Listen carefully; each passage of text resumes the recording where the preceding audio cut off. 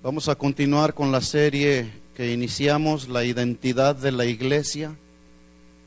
Esta es la enseñanza número 4, es la tercera y última parte del tema que hemos estado estudiando, el fundador y fundamento de la iglesia. Primera de Corintios capítulo 3, versículo 11. Le invito a que abra su Biblia ahí, por favor.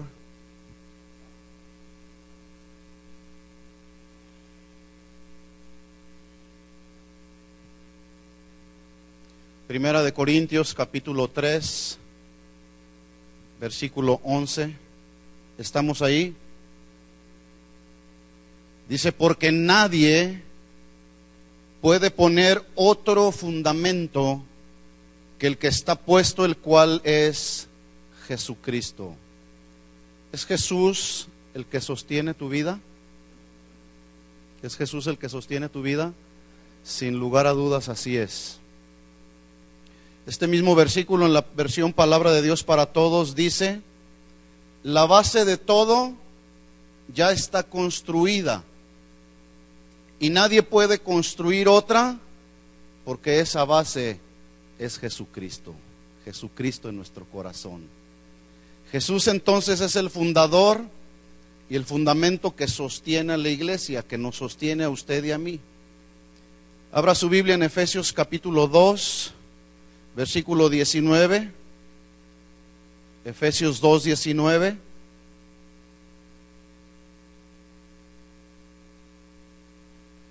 Escribe Pablo a la iglesia de los Efesios diciéndoles, así que ya no son extranjeros ni advenedizos o forasteros, sino conciudadanos de los santos y miembros de la familia de Dios. Versículo 20, edificados sobre el fundamento de los apóstoles y profetas, siendo la principal piedra del ángulo Jesucristo mismo, en quien todo el edificio bien coordinado, que lo tradujimos bien acoplado, bien ajustado, es decir, que cada parte del edificio está en su debido lugar, dice, en quien todo el edificio bien coordinado va creciendo para ser un templo santo en el Señor, en quien ustedes, dice Pablo, también son juntamente edificados para morada de Dios en el Espíritu. La semana pasada dijimos que para que en Cristo el edificio, el templo o la iglesia vaya levantándose y vaya creciendo y cada una de sus partes estén en su debido lugar, necesitamos conocer cuáles son las bases sobre las cuales debe creer y descansar la iglesia de Cristo. Es decir, que esas bases y esas doctrinas son como ladrillos que cada uno de nosotros debemos poner uno sobre otro en nuestra vida cristiana, para que en ese sentido vayamos siendo edificados sobre la roca que es Cristo y quien es el fundamento principal de la iglesia. El domingo pasado iniciamos mencionando 6 de las 12 bases principales o ladrillos que forman las doctrinas fundamentales de los cristianos. Todas estas doctrinas que hemos estudiado, vuelvo a repetir, deben de ser para nosotros el fundamento donde debemos descansar. Todas aquellas personas o grupos que crean, practiquen y construyan con esta clase de ladrillos, poniendo uno sobre otro, serán considerados nuestros hermanos en Cristo. Si hay alguien que no cree en alguna de estas doctrinas o de estas bases que yo he mencionado y que continuaré mencionando, no pueden ser nuestros hermanos en Cristo. Por ejemplo, hay algunos que no creen en la Trinidad. Vamos a analizar esto en unos momentos más. Pero antes déjeme decirle que hay personas o familiares nuestros que por falta de información o por ignorancia de las Escrituras suponen que cuando alguien se arrepiente de sus pecados, nace de nuevo, y empieza a caminar en un estilo de vida diferente, dicen ellos, ya se cambió de religión. ¿A cuántos les dijeron así? A mí me lo dijeron. Ya se cambió de religión y ahí en su religión le impiden hacer esto y le impiden hacer esto otro. ¿A cuántos le dijeron así? Porque la gente supone que nos cambiamos de religión. Además, nos llaman fanáticos religiosos. ¿A cuántos les llamaron así? A algunos otros, tal vez, como en mi caso, nos llamaron, pues tú perteneces a los hermanos separados. O ya te fuiste a meter ahí con los protestantes. ¿Cuántos son protestantes? Bueno, protestamos contra el pecado, ¿no es así? Protestamos contra muchas de las filosofías que este mundo el día de hoy está enseñando, porque las doctrinas que sustentan nuestra vida cristiana están establecidas aquí en la Biblia, ¿verdad? Todo lo que no esté aquí, pues bueno, no vamos a creer en eso que ellos enseñan. Algunos otros les dijeron, ya te fuiste a meter ahí con los aleluyas. Algunos otros van mucho más allá y dicen, ya te fuiste a meter a quién sabe cuál secta. Yo pregunto, ¿seremos una secta? Si usted dice que no, entonces ayúdeme a definir qué es una secta. ¿Quién me puede decir qué es una secta? Levante la mano, dígame. A ver, ahí.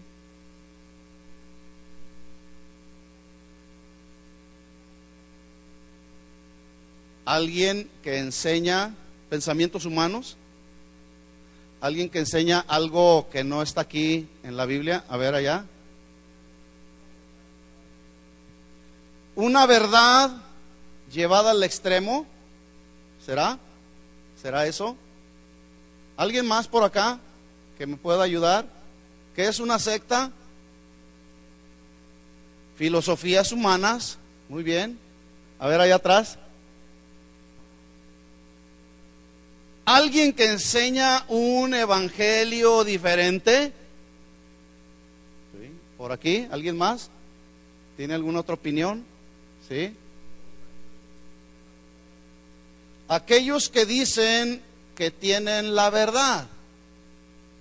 ¿Alguno de ustedes tiene la verdad?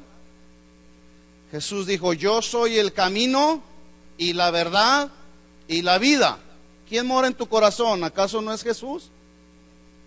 Tenemos la verdad.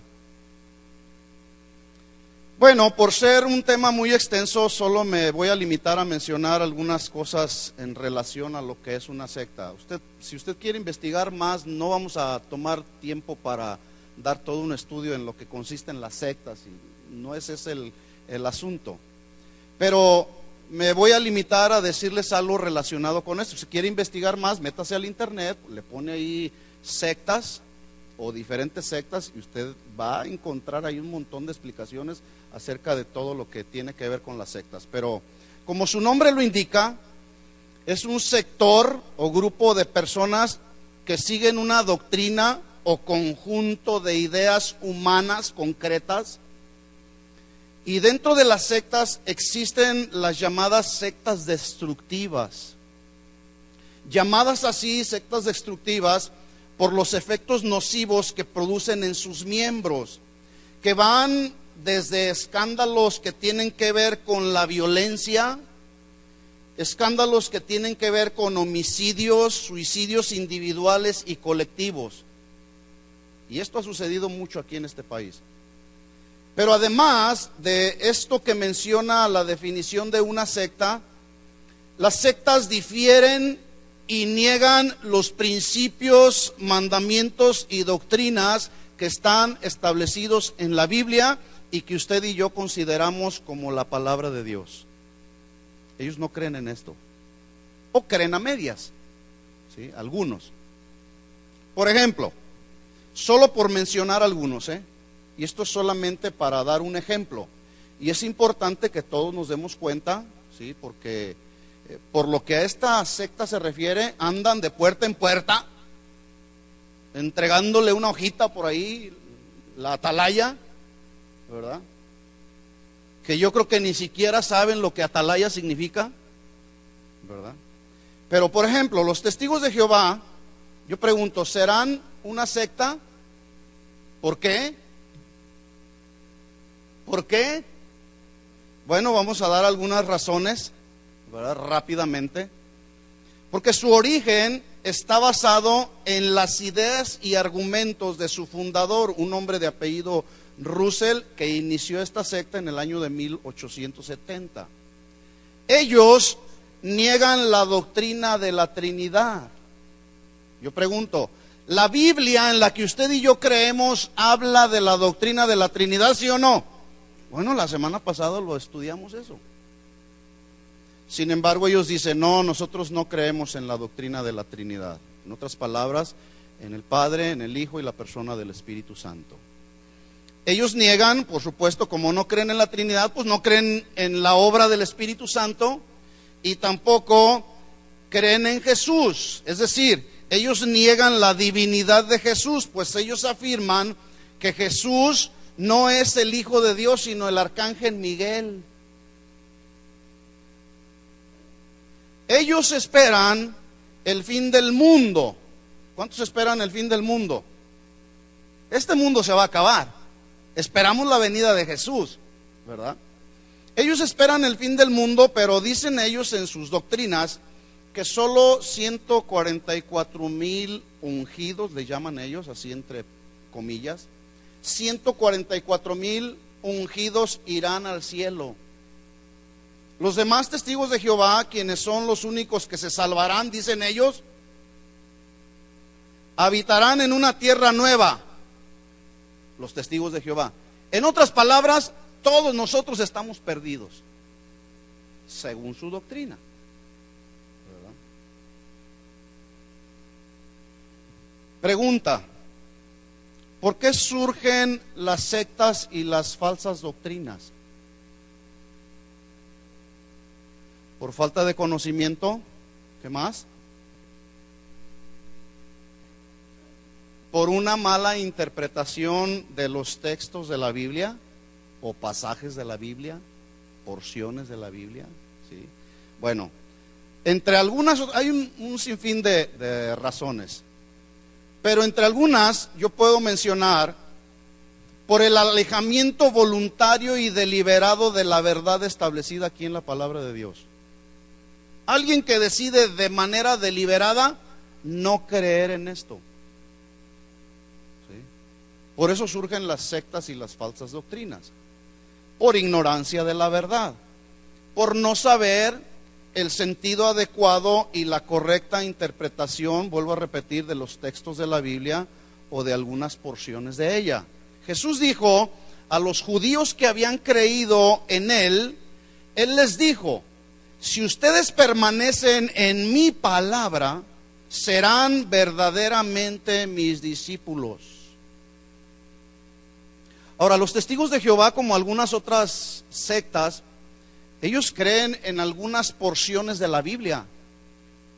El problema es que las malinterpretan o las interpretan a su manera, ¿sí? Para justificar su falsa doctrina. Entonces Jesús dijo: si permanecen en mi palabra, serán verdaderamente mis discípulos. ¿Quién es un discípulo? Un aprendiz. ¿Un aprendiz de qué? De las verdades de Dios. ¿Sí? Entonces dijo Jesús en Juan 8:32: y conocerán la verdad, y la verdad los hará libres. Conocer la verdad significa conocer precisamente estas bases y doctrinas sobre las cuales debe descansar la iglesia. Y a veces por ignorar estas bases y estas doctrinas sobre las cuales debe de descansar la iglesia, estamos en riesgo de deslizarnos con alguna falsa doctrina o con alguna filosofía que alguien quiera enseñar. Por eso es necesario aprender cuál es la identidad de la iglesia cristiana evangélica en el día de hoy. Otra razón por la que surgen las falsas y sectas y falsas doctrinas son, vuelvo a repetir, por desconocer precisamente las bases sobre las cuales debe de creer y descansar la verdadera iglesia de Jesús. También por eso surgen las sectas y falsas doctrinas. La semana pasada empezamos entonces con 6 de estas reglas, mandamientos, principios, bases, como usted quiera llamarlos. Y la primera, ¿cuál fue? Sin que vea sus notas por ahí. Ok, ahí. La palabra de Dios.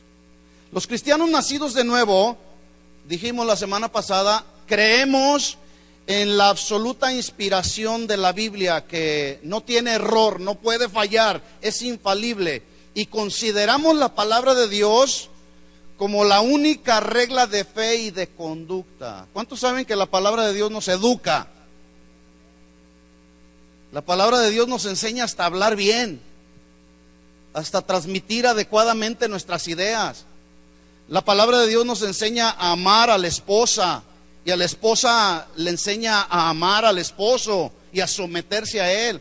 A los hijos les enseña a obedecer a los padres, y también nos enseña a adorarlo a él como la única razón principal de nuestra adoración.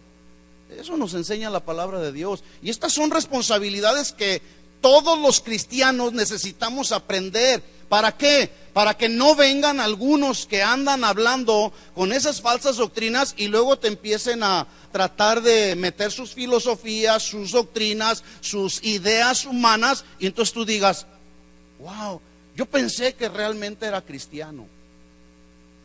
Y a veces desconocemos lo que dice la Biblia, desconocemos quiénes somos en Cristo, desconocemos por qué estamos aquí y hacia dónde vamos. Por lo tanto, cuando vienen todos esos falsos maestros, hay quienes mejor se van, porque desconocen lo que dice la Biblia.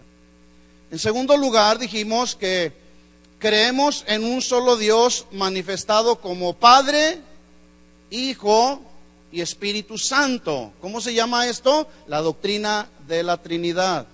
En tercer lugar, dijimos que creemos en el nacimiento virginal de nuestro Señor Jesucristo por obra y gracia del Espíritu Santo. ¿Estamos de acuerdo en eso? Número 4. Creemos en la doble naturaleza de nuestro Señor Jesucristo. ¿Cuál es la doble naturaleza de Jesús? Divina y humana. ¿Sí? Los testigos de Jehová lo despojaron de su divinidad y lo dejaron solamente como un mero humano. ¿Sí? Número 5, dijimos que creemos en el sacrificio, la muerte expiatoria de nuestro Señor Jesucristo. Es inconcebible cómo todavía hay algunos que se dicen cristianos que le oran a un Dios que suponen que todavía está clavado en una cruz, como esa que está por ahí atrás. Yo pregunto, ¿Jesús bajó de esa cruz o continúa ahí clavado en una cruz? Bajó de esa cruz. ¿Por qué lo creemos? Porque lo establece la Biblia. Además, porque Él lo enseñó, Él lo prometió, que al tercer día resucitaría. Entonces, creemos en la muerte de Jesucristo, que esa muerte fue necesaria para reconciliar al mundo con su Creador y cubrirnos, o mejor dicho, quitar el acta de decretos que había contra nosotros, anular todos los pecados que había contra nosotros. Y número 6 y última, dijimos que creemos en la resurrección corporal de Jesucristo y su ascensión al cielo. ¿Sí? ¿Resucitó Jesús al tercer día, sí o no? Vamos a continuar. Número 7. Creemos, los que profesamos ser cristianos, nacidos de nuevo, creemos en la justificación y en la salvación que es por obras.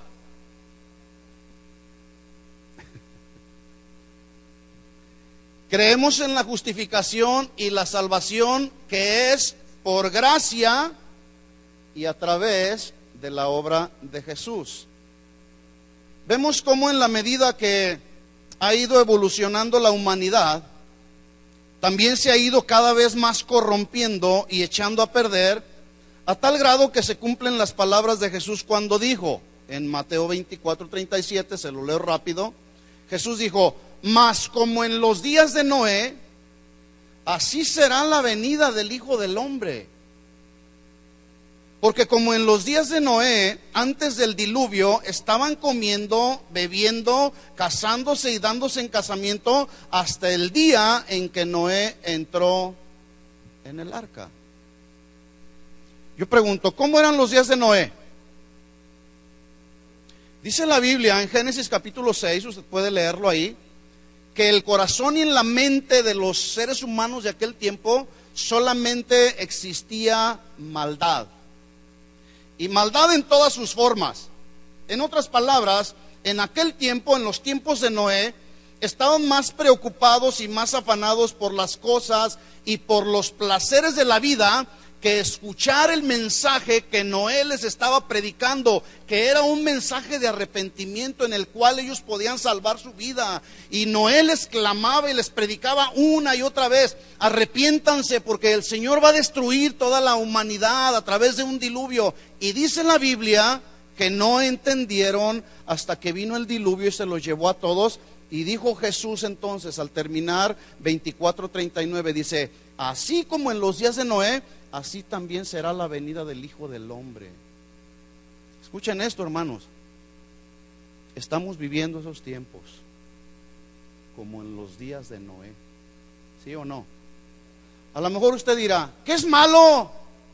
¿Comer y beber? ¿Es malo casarse? No, el asunto es que como el día de hoy han hecho del matrimonio un juego. Han hecho de la institución divina, la familia y el matrimonio, han hecho todo un juego. El día de hoy se casan y mañana se están divorciando. No se diga la prostitución, no se digan los demás pecados sociales que usted y yo ya conocemos. Y la pregunta es, si usted está consciente que estamos viviendo en esos últimos tiempos, como en los días de Noé, la pregunta sería la siguiente: ¿habrá alguna esperanza para la decadencia moral y espiritual en la que está viviendo nuestra sociedad hoy? ¿Habrá alguna esperanza? La respuesta es sí. Y la respuesta es la justificación. Sí. Romanos capítulo 5, abra su Biblia ahí, por favor.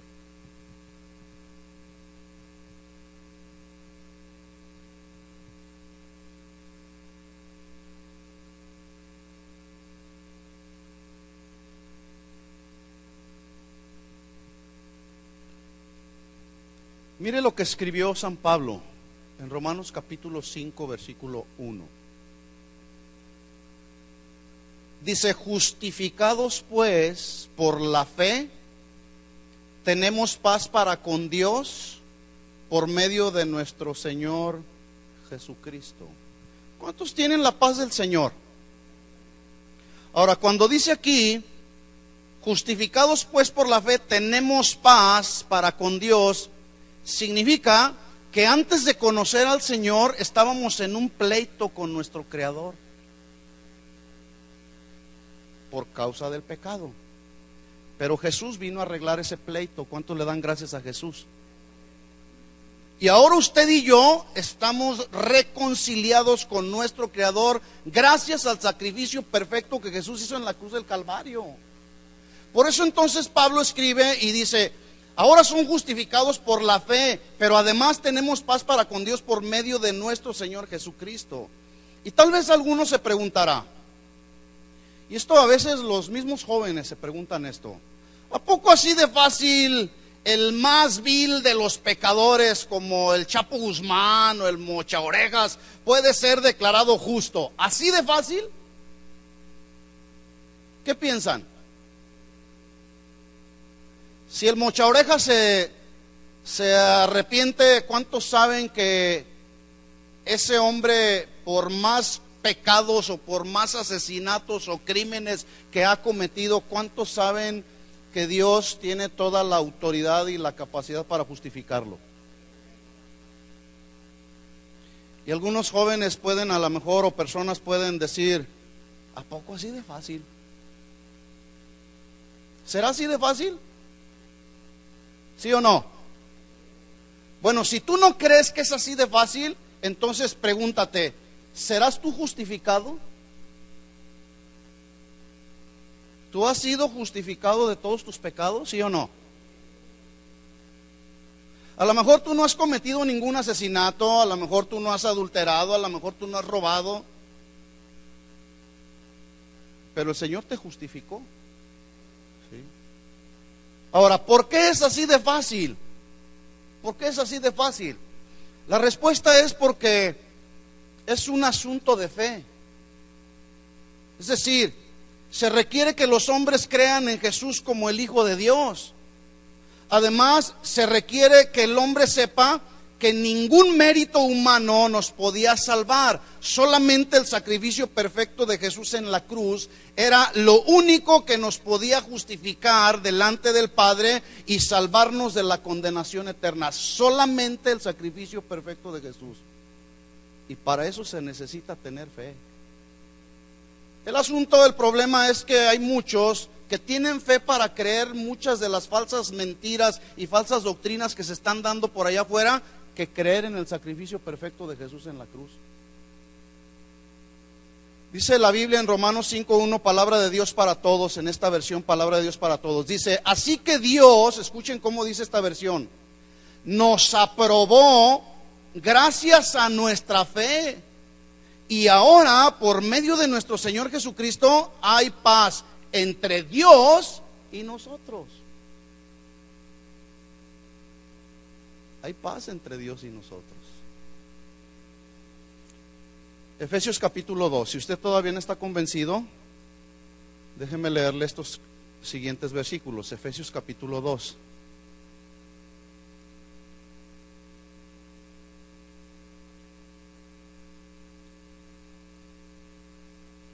Versículo 4.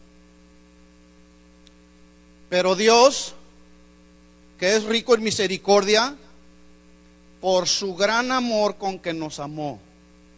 Y usted y yo podemos leerlo así muy simple, su gran amor. Lo cierto es que no entendemos lo infinito del gran amor de Dios. Que aún a pesar de nuestra condición, aún a pesar de que en este mundo probablemente tu familia o la gente que te rodea no daba ni un clavo por tu vida, Jesús nos amó. Por su gran amor con que nos amó, aún estando nosotros muertos en nuestros pecados, nos dio vida juntamente con Cristo. Por gracia sois salvos. Y juntamente con Él nos resucitó y asimismo nos hizo sentar en los lugares celestiales con Cristo Jesús para mostrar en los siglos venideros las abundantes riquezas de su gracia en su bondad para con nosotros en Cristo Jesús. Versículo 8. Porque por gracia sois salvos. ¿Por medio de qué? De la fe. Y esto no es de ustedes, pues es un regalo de Dios, y no por obras, para que nadie se gloríe o nadie se enorgullezca. Entonces creemos en la justificación. ¿Sí? ¿Cuántos creen en la justificación? ¿Usted cree en la justificación? Y la pregunta es, ¿qué es la justificación? A ver, jóvenes, siguen los jóvenes ahora. No se asusten, algunos se esconden ahí. Si Pablo dijo en Romanos 5:1, justificados pues por la fe, tenemos paz para con Dios. ¿Qué es la justificación? ¿Ya sabes lo que es la justificación? ¿O en qué consiste la justificación? ¿Quién sabe? ¿Sí? Declarados justos delante del Padre. Considerar como justos delante del Padre. Considerar tu vida como una vida inocente, es decir, sin culpa. Así de simple se traduce justificación. En otras palabras, es un acto legal de Dios en el que Él, solamente Él, tiene toda la capacidad y toda la autoridad para declararnos como justos, siempre y cuando tengamos fe para creer en el sacrificio de Jesús en la cruz del Calvario. Él tiene toda la autoridad para declararnos inocentes, sin culpa ante sus ojos. Nuestra culpa es perdonada y el castigo Jesús lo pagó por ti y por mí. ¿Cuánto le dan gracias a Jesús? A veces se nos olvida decirle: Señor, gracias porque lo soportaste todo en la cruz. Lo soportaste todo. Dios declara justo al pecador solamente en base a los méritos de Cristo logrados en la cruz. No hay otra alternativa. Es solamente por ese sacrificio de Jesús en la cruz. Déjeme leerle entonces este versículo. Dice Pablo: justificados, declarados, considerados justos, inocentes, sin culpa, por medio de la fe, tenemos paz, estamos reconciliados con Dios por medio y solamente con base al sacrificio de Jesús en la cruz. Recibimos el regalo de la justificación y lo recibimos gratuitamente y por gracia. ¿Cuántos le dan un aplauso a Jesús? Por su gracia y misericordia solamente. Gracias, Señor Jesús. Estas son las bases en las que debemos de confiar y creer, que somos justificados. Número 8, seguimos adelante. Creemos en el bautismo del Espíritu Santo y que este es un don de poder. Y este don de poder es accesible a cada creyente después de su conversión. Entonces la pregunta sería: si alguien no ha nacido de nuevo, ¿usted cree que podrá tener la presencia del Espíritu Santo en su corazón? No. Entonces creemos en el bautismo con el Espíritu Santo. Este es un don que Dios nos ha hecho accesible a cada creyente que ha nacido de nuevo. Mateo capítulo 3 versículo 11 dice: Juan dijo: yo a la verdad les bautizo en agua para arrepentimiento, pero el que viene detrás de mí, cuyo calzado yo no soy digno de llevar, es más poderoso que yo. Él les bautizará en el Espíritu Santo y fuego. Y más adelante, en Juan 14, 26, dijo Jesús: mas el Consolador, el Espíritu Santo, al quien el Padre enviará en mi nombre, escuche, esta es parte de la obra del Espíritu Santo que mora en el creyente.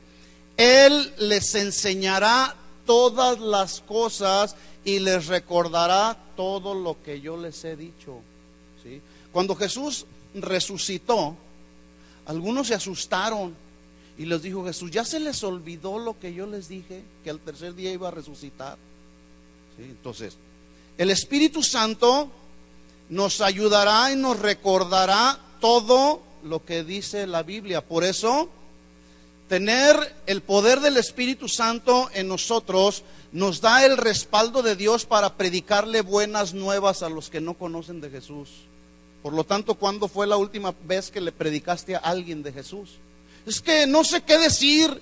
Bueno, ¿no conoces la Biblia? Sí. La última instrucción de Jesús a los discípulos después de su resurrección fue la siguiente: Lucas 24, 49. Dele vuelta ya a su Biblia. Vámonos rápidamente. Una de las últimas instrucciones de Jesús a sus discípulos. Les dijo Jesús: he aquí, yo les enviaré la promesa de mi Padre sobre ustedes, pero quédense ustedes en la ciudad de Jerusalén hasta que sean investidos. Es decir, hasta que se pongan dentro de ustedes un nuevo vestido. Dice: hasta que sean investidos de poder desde lo alto. Y este poder se traduce el poder milagroso de Dios. Ahora, ¿cuántos saben que esta promesa que Jesús hizo a los discípulos, cuántos saben que se cumplió? Se cumplió. Porque Jesús lo que dice, lo que promete, siempre lo cumple. En Hechos 1:8 dice: pero recibiréis poder cuando haya venido sobre ustedes el Espíritu Santo, y entonces me serán testigos en Jerusalén, en toda Judea, en Samaria y hasta lo último de la tierra. Y en Hechos 2:4 se cumple esta promesa. Dice: y fueron todos llenos del Espíritu Santo y comenzaron a hablar en otras lenguas según el Espíritu Santo les daba que hablasen. ¿Cuántos creen en la obra del Espíritu Santo y en el bautismo con el Espíritu Santo? Muy bien. Después vamos a abundar un poco más acerca de la obra del Espíritu Santo dentro de estos mismos temas. No se desespere. A lo mejor usted dirá, ¿y qué más sigue? Bueno, con calma y vamos a seguir aprendiendo. Número 9. Ahorita solamente estamos poniendo las bases en las cuales debemos de creer los cristianos nacidos de nuevo. Número 9. Creemos que cada creyente debe de ser bautizado en agua conforme al mandato del Señor. Pregunta, ¿el mandamiento en agua o el bautismo en agua, mejor dicho, que es un mandamiento, será una opción o un mandamiento? Ya lo dije. Es un mandamiento. Mateo 28:19 dice, por tanto, id y haced discípulos a todas las naciones, y lo dice, bautizándolos en el nombre del Padre y del Hijo y del Espíritu Santo. Ahora, si Jesús ordenó el bautismo en agua, y usted no se ha bautizado en agua, yo pregunto, ¿usted cree que se debe de bautizar en agua, sí o no?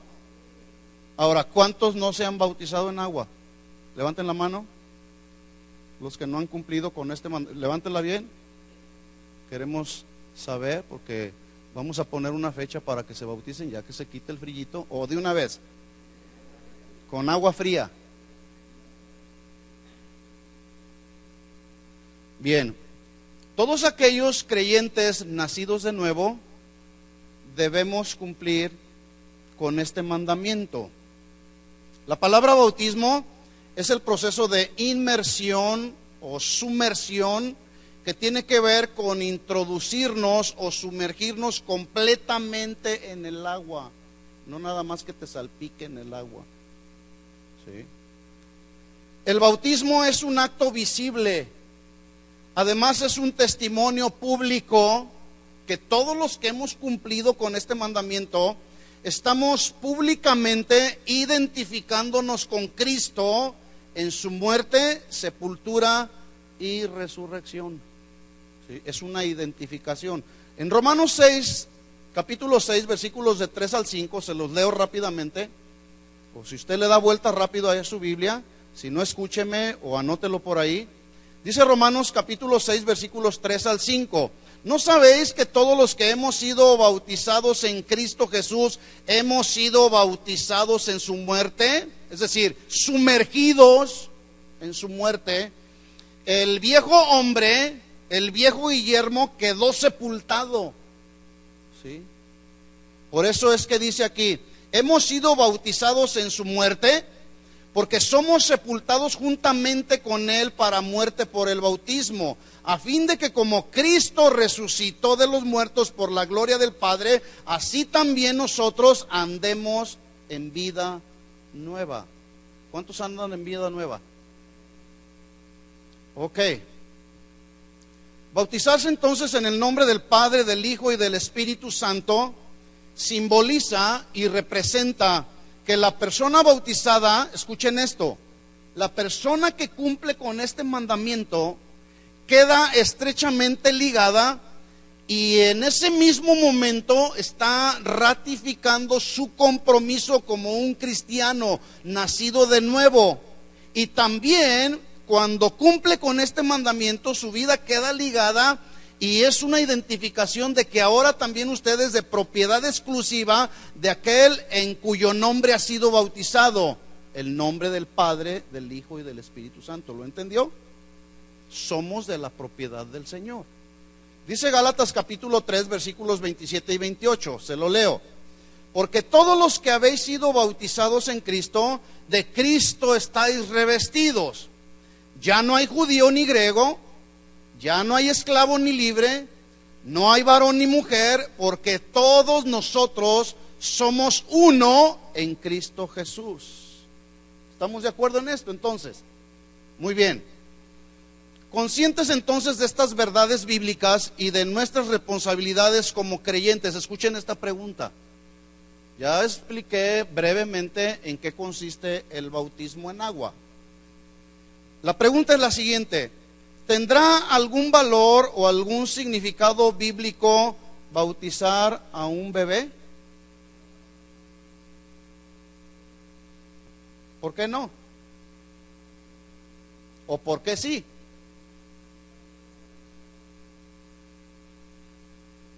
Pregunta: ¿un infante es completamente sumergido? No. Por allá lo único, como decía hace un momento, lo único que hacen, pues le echan una charolita ahí de agua o le salpican el agua. Entonces, ¿cuál es el momento entonces? Si ya dijimos que no tiene ningún valor bautizar a un infante, entonces la siguiente pregunta sería: ¿a qué edad debe una persona bautizarse? Bueno, la respuesta es en dos puntos importantes. En primer lugar, número 1, se debe de bautizar a una persona cuando haya evidencia del nuevo nacimiento a través de la manifestación de frutos dignos de arrepentimiento. Porque a veces me preguntan: oye, mi niño tiene 12 años de edad. Bueno, ¿ya nació de nuevo? ¿Se ven frutos dignos de arrepentimiento? Y la segunda respuesta es: cuando en él hay un entendimiento pleno de las verdades y responsabilidades que como creyentes tenemos. Si él está consciente de la responsabilidad que tiene como cristiano, y si está manifestando frutos dignos de arrepentimiento y te das cuenta que nació de nuevo, entonces debe cumplir con este mandamiento. La pregunta es, padres de familia: ¿tu hijo, tu hija ya nació de nuevo? ¿Ves en ellos frutos dignos de arrepentimiento? Y si no, ¿qué tenemos que hacer? Pues hay por fe. Por fe.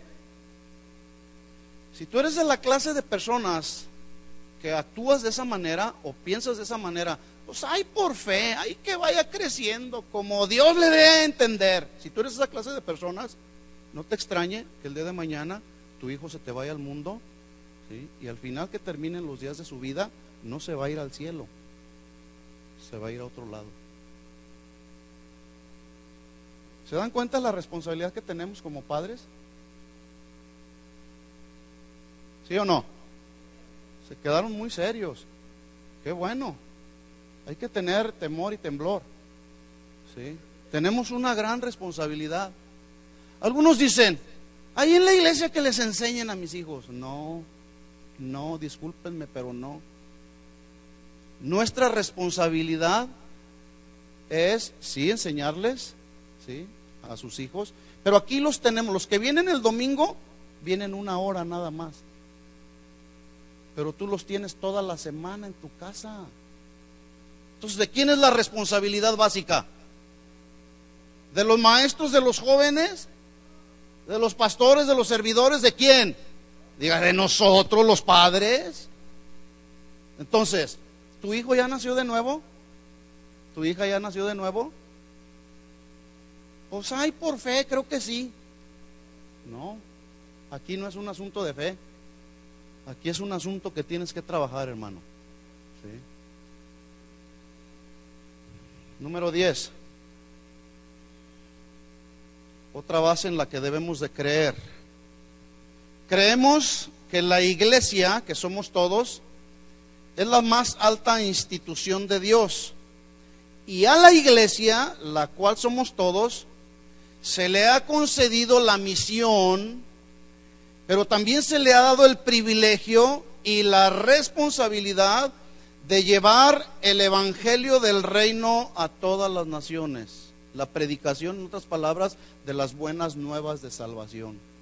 ¿De quién es la responsabilidad? Del pastor, dicen algunos.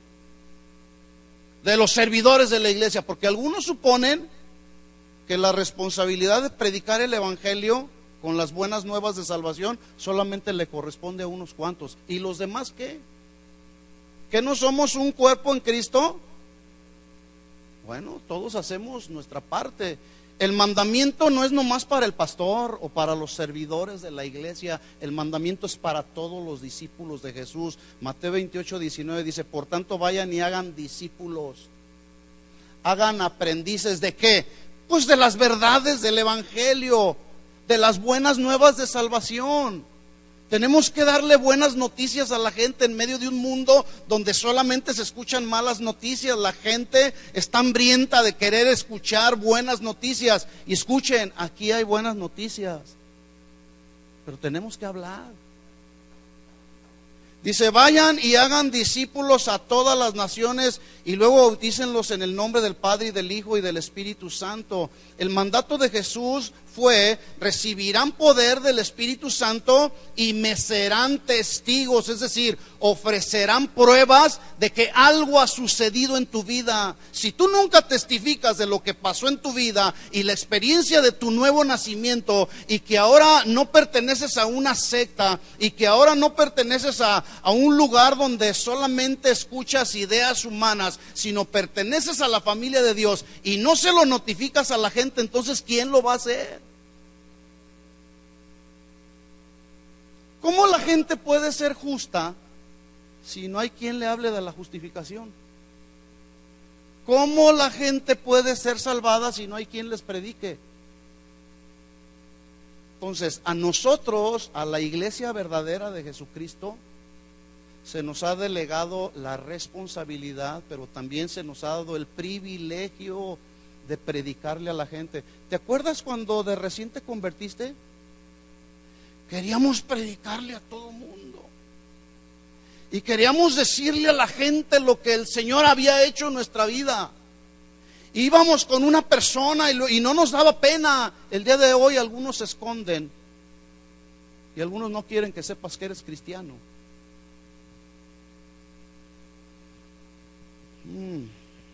Por eso la iglesia de nuestros días está carente de poder, ¿sí? Porque desconocen estas verdades. Íbamos con una persona y con otra y les hablábamos de la experiencia que habíamos tenido con Cristo, pero ahora como que estamos bien relajaditos y decimos: no, yo aquí estoy a gusto, yo mejor aquí me quedo, quiero evitar la fatiga. Bueno, cada quien. Proverbios 11:30 dijo el sabio Salomón, dijo: el que gana almas es sabio. ¿Cuántos sabios habrá aquí? ¿Ninguno? Allá vi una mano levantada. A ver, ¿cuántos sabios hay aquí? Eso, muy bien. ¿Cuántas almas has ganado? Mateo 9:35, dele vuelta a su Biblia.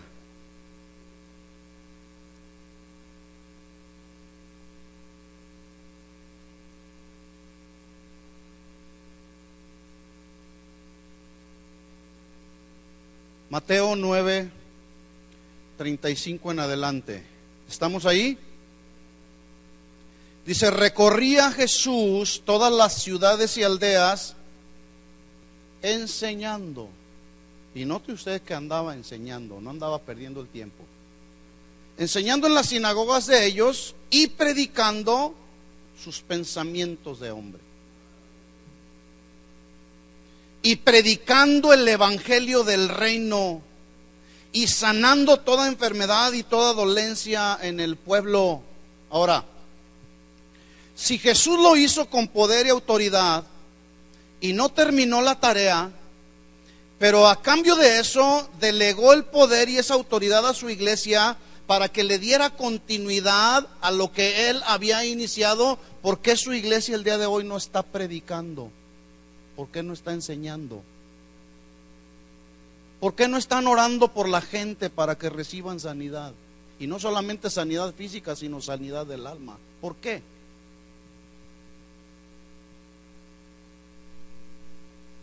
Dice entonces 9:35, andaba sanando toda enfermedad y toda dolencia en el pueblo. 36 dice: y al ver las multitudes, tuvo compasión de ellas.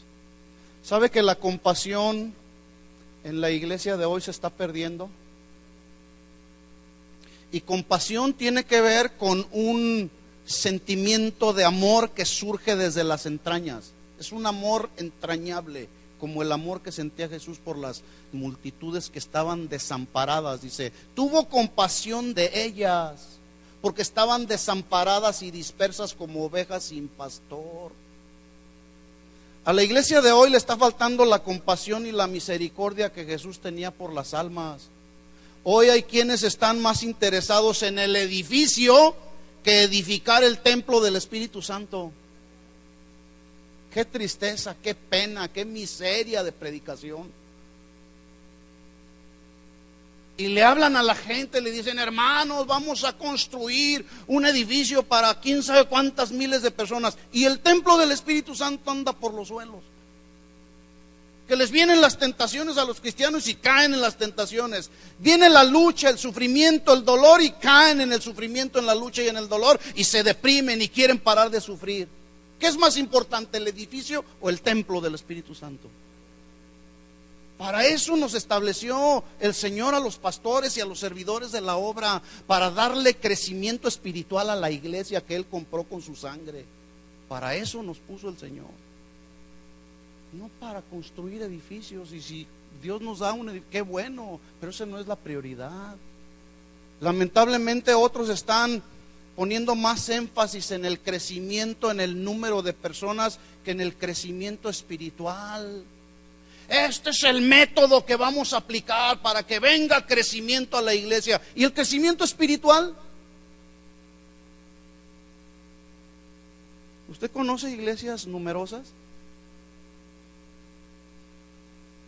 Hay una iglesia que se dice es la más grande de todo Estados Unidos. 30,000, 35,000 personas por allá en otro estado de la Unión Americana. Pero había de ver la calidad espiritual de los miembros de esa iglesia. Lamentablemente hoy por hoy no se está enseñando y se está predicando el evangelio del reino que provoque a las almas el arrepentimiento, la sanidad del alma y del cuerpo. ¿Sabe por qué? Porque a la iglesia de Jesús le falta la compasión y la misericordia, porque no nos hemos dado cuenta que allá afuera hay muchas almas desamparadas y dispersas como ovejas sin pastor.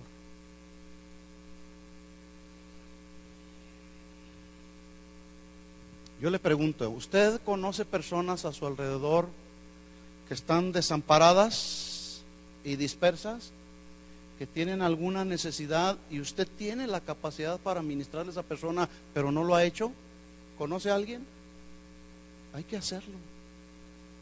Somos llamados a construir puentes que nos unan, no muros que nos separen. Jesús dijo una ocasión, el que no es conmigo, contra mí es, y el que conmigo no recoge, desparrama. ¿Qué estamos haciendo? ¿Estamos recogiendo o desparramando? Cada quien sabe. Sí. Versículo 37, dijo entonces Jesús a sus discípulos, a la verdad, la mies es mucha, mas los obreros son pocos. Y los pocos son bien flojos. De aquí no, por supuesto. No, es una tristeza, hermanos, de veras. Es una tristeza ver el día de hoy la calidad de servicio que se ve en la vida de muchos cristianos. Hoy no puedo, estoy cansado. Que vayan otros, que prediquen otros, que lo hagan otros. No, hermanos.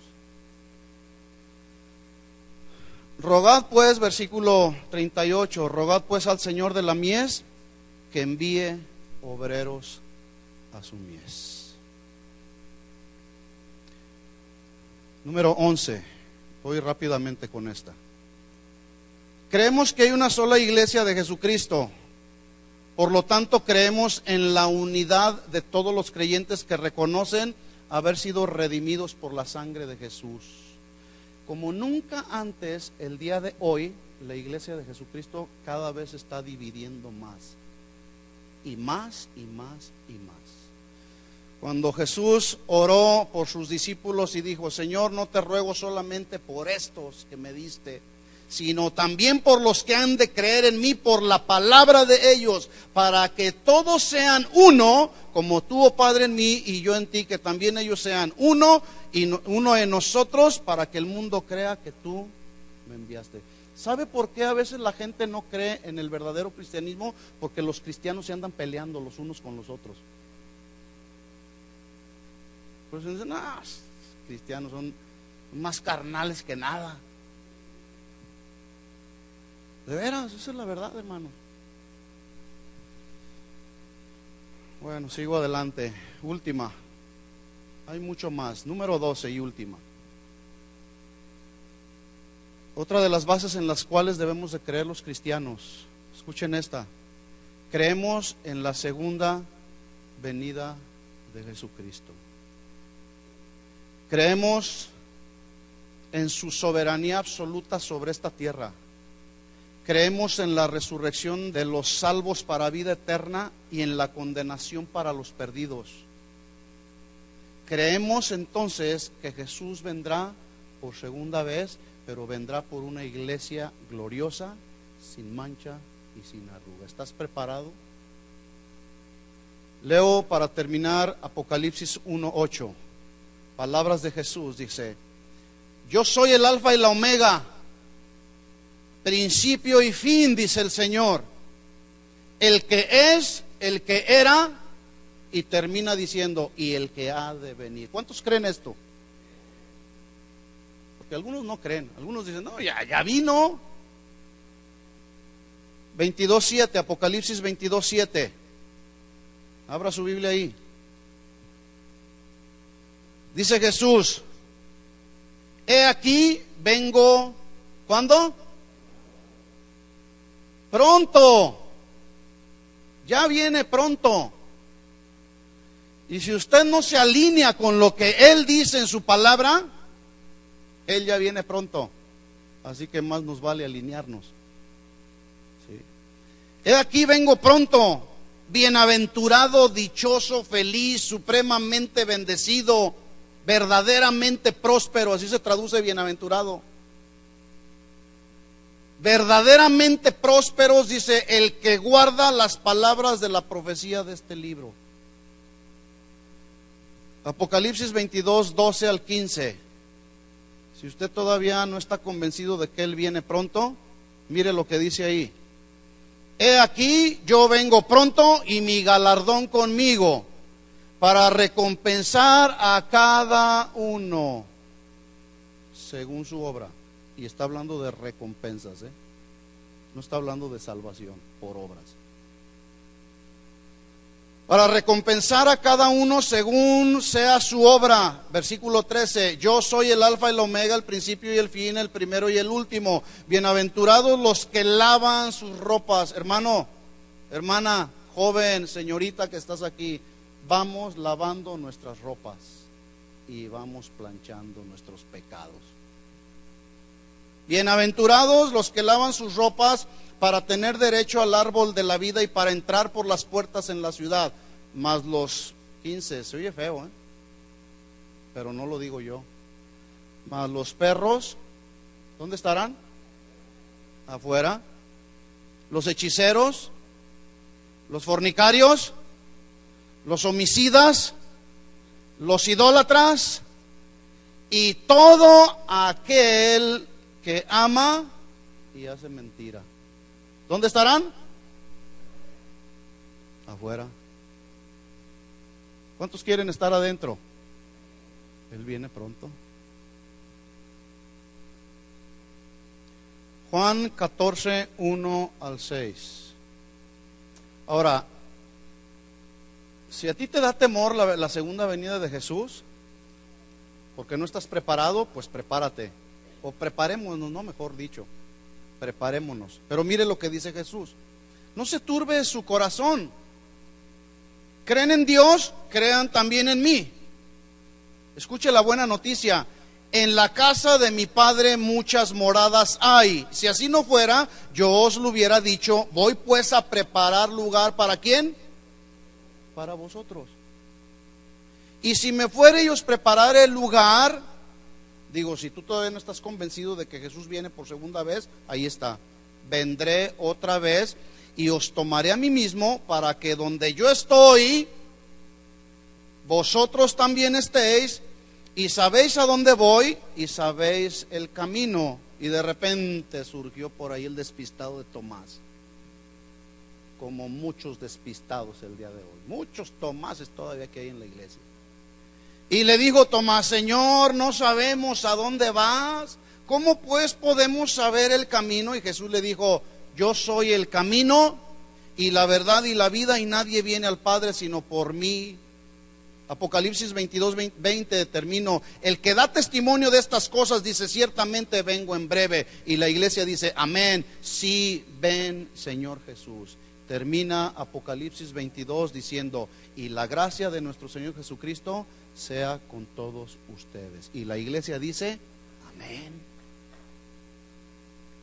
Estas son solamente 12 de las reglas básicas, o las creencias básicas o doctrinas básicas en las que debe de creer y descansar la verdadera iglesia de Jesucristo. Si usted y yo no estamos conscientes de esto como para llevar al cumplimiento de estas reglas y de estas doctrinas, algo anda mal, ¿sí? Son 12. Yo quiero pedirle, por favor, que usted las vuelva a repasar. Póngalas en su mente, en su corazón, apréndalas, memorícelas si es posible, enséñelas a sus hijos, porque todos, indudablemente todos, un día estaremos ahí ante el tribunal de Jesucristo, y a todos se nos van a pedir cuentas. ¿Qué hicimos con lo que se nos fue entregado? Yo ya les enseñé. La sangre de cualquiera de ustedes, soy libre de la sangre de cualquiera de ustedes, mejor dicho, porque ya les enseñé. Pero si yo no les hubiera enseñado, entonces, cuidado. Aquí está, en esto debemos de descansar.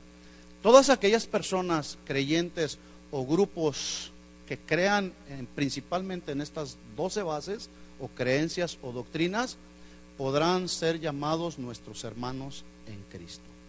Lo demás, cuidado.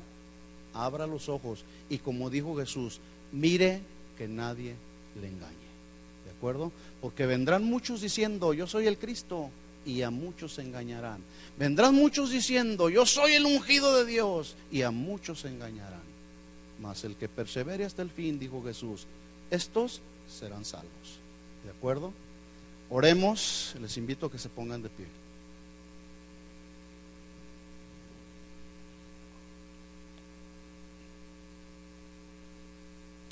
Oh Señor, cuánto te necesitamos.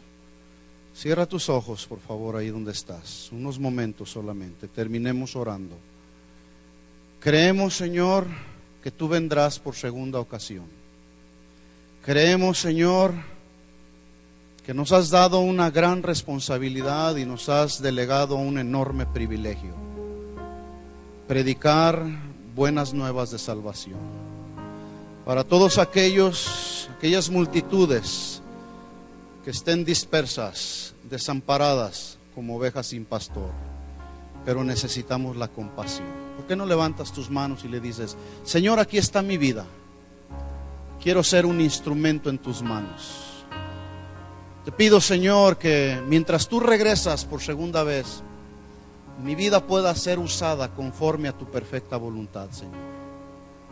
Ayúdanos, Señor, que el derramamiento de tu Espíritu Santo sobre nosotros, y tu Espíritu Santo, Señor, que mora ya en nuestros corazones, pueda darnos el respaldo, Señor, la unción, el poder milagroso de Dios para predicar buenas nuevas, para ir en tu nombre y sanar toda enfermedad y toda dolencia en aquellos que tú puedas poner junto a nosotros, Señor.